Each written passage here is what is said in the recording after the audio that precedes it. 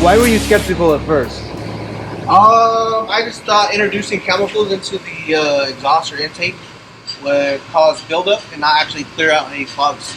You know what I mean? Yeah. Like, yeah, then it would just clog and then fill up and not have enough pressure to push it. But now seeing the actual process of how much comes out, and then it evaporates after, you know, and then introducing the rinse, there you go, to get all the detergent out. That's the process that I was skeptical of, but yeah, so far it seems to work good.